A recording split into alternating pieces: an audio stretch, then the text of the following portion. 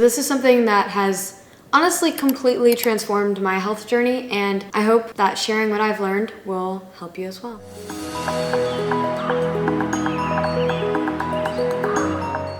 Hey everyone, welcome back to my channel. Today we're diving into something that affects all of us, but it affects especially us young women, and that is the stress hormone, cortisol. And this is something that honestly has completely transformed my health journey, and so I hope that sharing what I've learned will help you as well. I don't know if you know this, but you can actually be stressed without feeling stressed. And I know that sounds crazy, but your cortisol levels can be through the roof even when you think you're handling everything just fine. But this invisible hormone could actually be the reason why you're gaining weight or feeling tired all the time, experiencing brain fog, no matter how well you're eating or how much you're exercising. This was exactly what I went through, and today I'm actually going to share everything that I've learned about managing cortisol in hopes that it helps some of y'all. So when I turned 15, suddenly everything changed. Had a sudden loss of energy. I started losing muscle that I couldn't get back. I began gaining weight for no apparent reason, and it didn't matter how much I exercised or how healthy I ate, and it was incredibly frustrating and confusing. Finally, after seeing my doctor, who's an integrative health holistic doctor, I was diagnosed with PCOS and hypothyroidism, but what I didn't understand was that stress and cortisol were actually playing a huge role in my symptoms. I was told that I had extremely high cortisol levels, and I didn't really know what that meant, but then they explained that means you're extremely stressed, and I really was quite confused because I didn't feel stressed. I was, busy with schoolwork and college prep, of course, but I don't know, I thought I was handling it pretty well. But it turns out my body was telling a completely different story. To start off, we should probably define what cortisol even is. So here, according to the Cleveland Clinic, cortisol is a hormone produced by your adrenal glands, which sit on top of your kidneys. And it's often called the stress hormone because it's released when you're under stress, but it actually does do so much more than that. Cortisol has several important functions in your body. So it helps regulate your metabolism, it helps control blood sugar levels, it assists with reducing inflammation, it helps control your sleep-wake cycle, and it also helps you respond to danger through the famous fight or flight response that we all hear about. When you're in danger, cortisol provides like a quick burst of energy, heightened memory, lower sensitivity pain, and a blood sugar boost. And then it also gives you like a morning energy effect. So cortisol follows a daily rhythm, which means it's highest in the morning to help you wake up, and then it's lowest at night when you need to sleep. It also is good at inflammation control in the right amounts. So it can help control your inflammation and support your immune system. But again, in the right amounts is key. There is a dark side of cortisol, which is when things get tricky. So for example, when cortisol stays elevated for too long, and whether that be from cell phones and modern life amenities that we're not used to, cortisol can cause weight gain, especially around your midsection. And this is because cortisol signals your body to store fat, particularly visceral fat around your organs, because it thinks you're in danger. So we need to save up all the fat to keep you well and healthy. And then it also can cause hormone disruption. And this one was a big one for me with my PCOS and hypothyroidism, because high cortisol can block hormones like testosterone, thyroid, estrogen, progesterone from actually entering your cells. And even if you're taking hormone supplements and you're taking hormones, which, I have to, it didn't matter. If it wasn't getting into the cell because the cortisol was blocking it, then it wasn't going to do anything. It really was quite useless. So you have to make sure that your cortisol is reduced, almost like a gate coming down, so that the hormones can fill in. And then cortisol can also cause energy crashes, which means chronically high cortisol can lead to adrenal fatigue, which leaves you just exhausted all the time.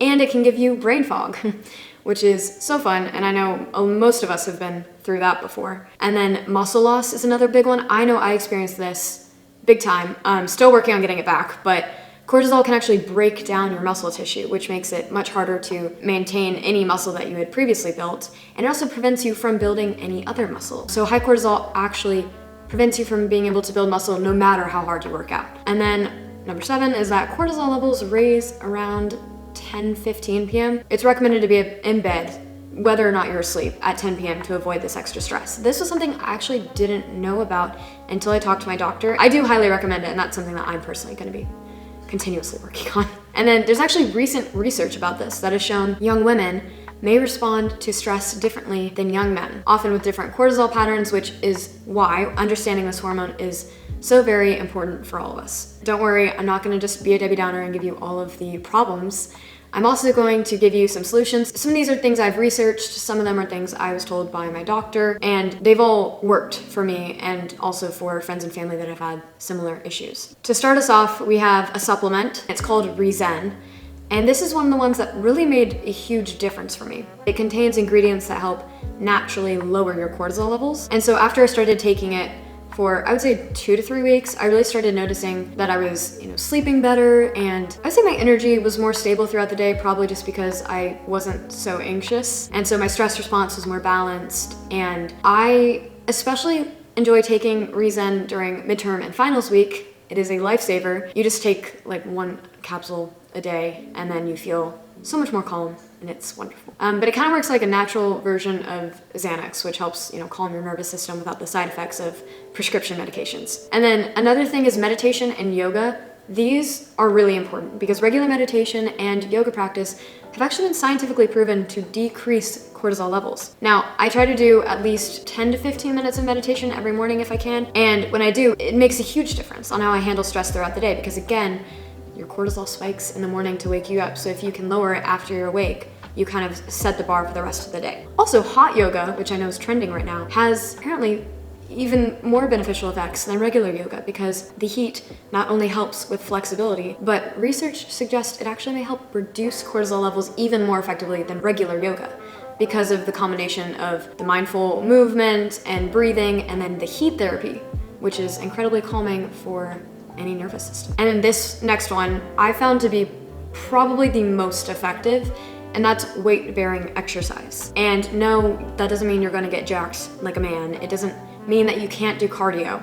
But this is where things get interesting. So when I started lifting weights regularly, I would say 2 to 3 times a week, like my cortisol levels began to normalize, and so my other hormones started functioning better too. I was actually absorbing them, and I felt great. And this is why it's so powerful for balancing cortisol. While intense exercise does temporarily increase cortisol, and that's normal and good, regular strength training actually helps you lower your baseline cortisol levels over time. And then this is also part of why when you're getting ready to go to the gym, you don't want to go and you regret it, but then after you go, you feel so good. And yes, part of that is accomplishment, but part of it is you feel a lot less stressed. That's why a lot of people use it like, therapy. Another thing about it is weight training makes your cells more sensitive to hormones. Again, thyroid, testosterone, also helps with insulin resistance, and it just kind of makes everything work better. So again, when I started lifting weights about 3 to 4 times a week, and only for an hour at a time, because if you go over an hour, research suggests that your cortisol levels could increase just because your body's being stressed over a very prolonged period of time.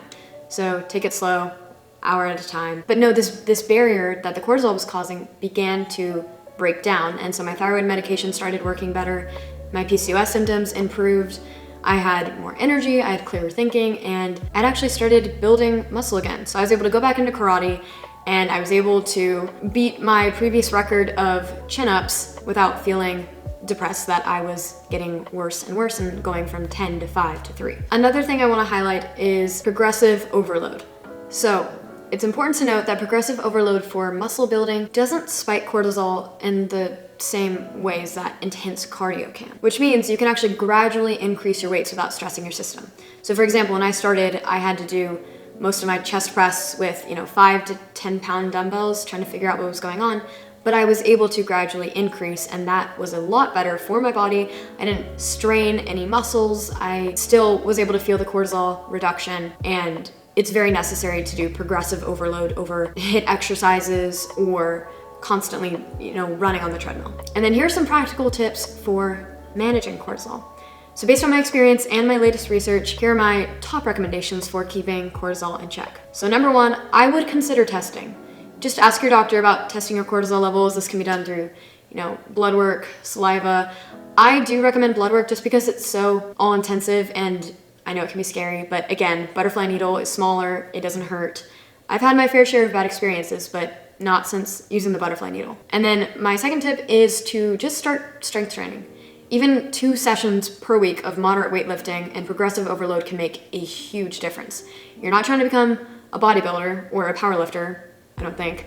And then number 3 is mind your exercise timing. So try not to exercise about 2 hours before bedtime, and morning or early afternoon is actually the best time to exercise. Also, Again, not more than an hour at a time. And then the next tip I have is to choose the right type of exercise. We've gone over this a bit, but really do avoid intense exercise classes or boot camps where your cortisol levels will be spiked. Just walking or dance is great cardio. You could bike ride as well, swimming. Those are all really great options. I'm not saying cardio is bad. It's just if you want the cortisol reduction, I'm recommending the progressive overload and weight training. Okay, some sleep hygiene for y'all. So start your bedtime routine at 9 p.m. I'm a bit of a hypocrite, not quite there yet, working on it. Get in bed at 10 p.m. as cortisol surges, at 10:15 p.m. if you're not in bed. And try not to have screen time an hour before bed. It works wonders. I promise it's much better for your circadian rhythm.